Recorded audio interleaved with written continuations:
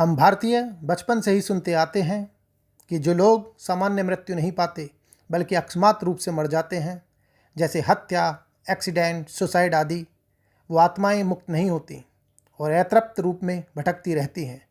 उन्हें सद्गति नहीं मिलती।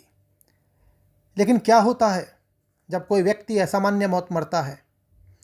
उसकी आत्मा कहाँ जाती है? उसकी आत्मा के साथ क्या घटता है?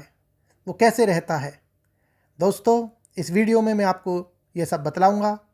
कैसे हैं आप सब? मैं आपका दोस्त आंजनेय स्वागत करता हूं आप सबका आपके अपने YouTube चैनल जिसका नाम है AVG TV पर। जो घटना व अनुभव मैं आपको बता रहा हूं वो एक प्रसिद्ध माध्यम मीडियम यानी वो लोग जो प्रेतों से संपर्क साध लेते हैं उनके द्वारा एक अन्य बड़े बिजनेसमैन की आत्मा के द्वारा बताए गए हैं।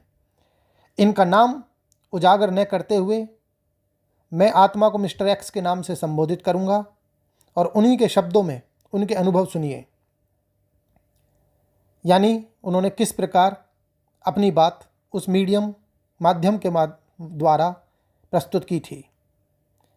मैं एक काफ़ी सफल बिजनेसमैन था और आगरा में मेरा अच्छा कारोबार था। मेरे परिवार में मेरी पत्नी और 10 साल का बेटा था। मेरा अपना बड़ा घर था। बिजनेस को फैलाने की धुन में मैंने काफ़ी कर्ज ले लिया था और जब व्यापार में घाटा होने लगा तो वो लोग व बैंक कर्ज वापस मांगने लगे। हालत ये हो गई कि मेरे घर व फैक्ट्री बिकने की हालत आ गई। हालात काबू से बाहर हो गए और मैं बिल्कुल टूट गया। अंत में मैंने आत्महत्या कर इन टंटों से छुटकारा पाने की सोची और सोचा कि जब मैं ही मर जाऊंगा तो सब लोग शांत हो जाएंगे, फिर मेरे परिवार को कोई तंग नहीं करेगा। मैं भी ये लोग छोड़कर फिर दूसरा जन्म लूँगा। एक रात जब मेरी पत्नी व बच्चा सो रहे थे तो मैंने दूसरे कमरे में जाकर फांसी लगा ली। कुछ ही देर बाद मैंने खुद को फांसी पर झूलते देखा।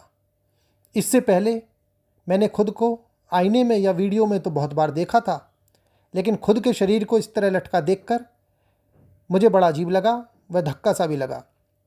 मुझे लगा कि अब मुझे भी यमदूत लेकर यहाँ से चले जाएंगे, लेकिन कोई नहीं आया और मैं वहीं खड़ा रहा। फिर मैं दूसरे कमरे में गया तो वहाँ मेरी पत्नी व बच्चा सो रहे थे। अब मुझे लगा कि जब इन्हें पता चलेगा कि मैंने खुदकुशी कर ली है तो इन्हें कैसा लगेगा। मैं इंतज़ार करता रहा, लेकिन कोई भी शक्ति मुझे लेने नहीं आई। मैं वहीं घूमता रहा। सुबह हुई तो मेरी पत्नी मुझे पुकारती उस कमरे में आई और मुझे देखकर चीख मारकर बेहोश हो गई। उसकी चीख सुनकर मेरा बेटा आया और वो भी मुझे देखकर रोने लगा और अपनी मम्मी को हिलाने लगा।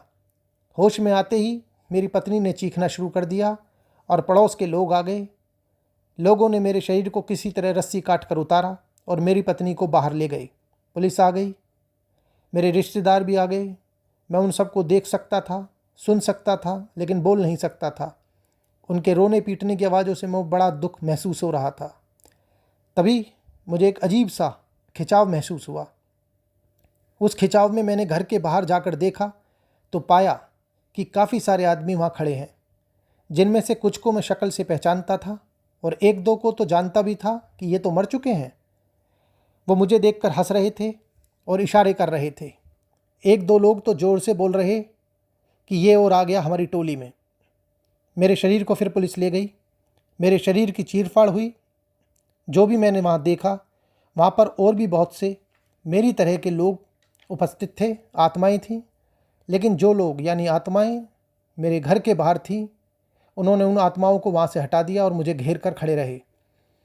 जब मेरे शरीर को चिता पर रखा तो अपनी पत्नी व बेटे, भाई बहन व रिश्तेदारों को रोता बिलखता देखकर बहुत दुख मुझे हो रहा था, लेकिन तसल्ली भी थी कि शायद मेरा शरीर अभी यहीं है, इसलिए मैं भी यहीं उपस्थित हूँ। इस शरीर के जलते ही मैं भी दूसरे लोक में चला जाऊँगा। मेरे बेटे ने मेरे शरीर को अग्नि दे दी। वो जलने लगा, लेकिन ये क्या कि मैं तो वहीं खड़ा था, कहीं भी नहीं जा रहा था। धीरे धीरे मेरा पूरा शरीर जल गया, लेकिन मैं मुक्त न हुआ। मेरे चिता के पास वो आत्माएं भी खड़ी हुई जोर जोर से हंस रही थीं। शरीर के जलते ही वो सब मुझे घेर कर खड़े हो गए। अब मैंने देखा कि उनमें भी इसी दुनिया जैसा सिस्टम है, यानी जो गंदे व क्रूर थे वे वहाँ भी वैसे ही थे और उसी तरीके के घटिया कमेंट वे व्यंग करते रहे। उन्हें दूसरों को सताने में बड़ा मज़ा आता है। उन लोगों ने मेरी मृत्यु पर मुझे काफ़ी गंदी बातें बोली और जलीकटी सुनाई। मेरे परिवार के आने वाले समय को लेकर बहुत बुरा बोला। उस झुंड में कुछ लोग ऐसे भी थे जो ठीक से थे और मुझसे सहानुभूति रखते थे, लेकिन वे भी उन लोगों के सामने चुप थे। मुझे इतनी पीड़ा व ग्लानि महसूस हो रही थी कि मेरे प्राण भी चले गए और मैं मुक्त भी ना हुआ, और ऊपर से इन लोगों के साथ रहना पड़ेगा। मैं अपने घर में अपने परिवार के साथ रहना चाहता था, लेकिन वो सब मुझे खींचकर एक सुनसान जगह ले गए। हालांकि कोई मेरे साथ मारपीट नहीं कर सकता था, ना ही झुंड में कोई किसी को पर हमला कर सकता, लेकिन उनके चेहरे के भाव व वो कटाक्ष बहुत ही दुख देते थे। हर रोज़ कभी कभी वो मुझे मेरे घर जाने देते और अपनी पत्नी व बच्चे का हाल देखकर मैं इतनी तकलीफ़ सहता कि बयान ही नहीं कर सकता। मुझे लगता कि जीवित रहता तो कम से कम जिन परिस्थितियों का वे अब सामना कर रहे हैं उनको मैं खुद ही फेस कर लेता, लेकिन कुछ नहीं कर पाता था। फिर कुछ दिनों बाद श्राद्ध आ गया। तब मुझे पता चला कि इसका क्या महत्व है। अपने झुंड में जिन लोगों के परिवार वाले उनका श्राद्ध करते तो उस दिन वो लोग बड़े अभिमान से घूमते कि देखो, चाहे मैं कैसा भी रहा, मेरे घर वाले मुझे याद करते हैं, मेरा श्राद्ध करते हैं। और जिन लोगों के घर वाले कुछ नहीं करते थे वो बड़े दुखी मन से मुंह लटका कर बैठे रहते और झुंड के घटिया लोगों के कटाक्ष सुनते रहते। मैं बड़ा खुश हुआ जब मेरे बेटे व पत्नी ने मेरे लिए दिया जलाया और श्राद्ध रखा। अब मुझे लगा कि मैं कैसे मुक्त हो पाऊँ। तो मैं पहले पूजा पाठ करता था, तो लगा कि शायद पूजा पाठ करने से हो सकता है। तब टोली के एक व्यक्ति ने, जो काफ़ी जाप करते थे, उन्होंने मुझे बताया कि यहाँ एक माला जाप करने का फल जीवित रहते हुए एक मनके के जाप के बराबर होता है, इसलिए बहुत ही ज़्यादा परिश्रम करना पड़ेगा। या मुक्ति तब हो सकती है जब परिवार का कोई सदस्य पूर्ण विधि विधान के साथ तर्पण करवाए व जाप करे। लेकिन मैं कहूँ किससे? मेरी बोली कोई नहीं सुन सकता था। आप सबको सुन सकते हो, देख सकते हो, लेकिन आपको कोई नहीं सुन सकता, ना कोई देख सकता। यही बात सबसे ज़्यादा दुख देने वाली बात लगी। मैं कई बार अपनी पत्नी व बेटे को दुखी देखकर उन्हें बोलना चाहता था कि मैं भी उनके दुख से बहुत दुखी हूँ, लेकिन कोई नहीं सुन सकता था। तब से मैं जाप करता रहता हूँ, लेकिन टोली के लोग विघ्न डालते रहते हैं, कटाक्ष करते रहते हैं। मैं इसी उम्मीद में वक्त काट रहा हूँ कि कभी तो मुक्ति होगी। मेरे बाद भी कई और लोग इसी तरीके से मरकर हमारी टोली में खींच लिए गए हैं और मैं उन्हें देखकर बहुत दुखी हुआ। यही कहूँगा कि ऐसा कोई कदम ना उठाओ, बल्कि जीवित रहकर ही सामना करो। इस हृदय विदारक व रोमांचक घटना को मैं यहीं रोकता हूँ दोस्तों। इस वीडियो में इतना ही।